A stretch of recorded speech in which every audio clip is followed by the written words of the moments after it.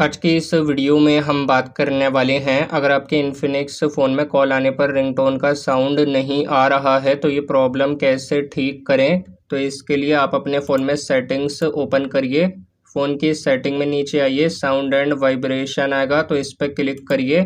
यहाँ पे आने के बाद आएगा अब नीचे ये सिम1 रिंगटोन, इस पर क्लिक करिए। अगर आपके फ़ोन में ये नन सेलेक्ट है तो नीचे इनमें से कोई रिंगटोन सेट करिए, रिंगटोन पे क्लिक करिए। उसके बाद बैक आइए, अब ये सिम 2 पे क्लिक करिए। यहाँ पे सिम 2 के लिए रिंगटोन सेट करिए और बैक आइए। अब ये रिंगटोन वॉल्यूम अगर आपका कम है, म्यूट है, तो इसे फुल करिए। अब ऊपर आइए, ऊपर आकर आएगा ये DND do not disturb mode. अगर आपके फ़ोन में ये बंद नहीं है, ऑन है, तो इसे बंद करिए। DND बंद होने के बाद अब बैक आइए।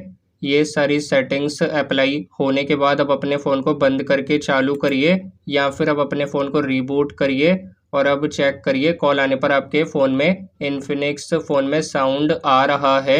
तो अगर ये वीडियो पसंद आई तो इस वीडियो को लाइक ज़रूर करें।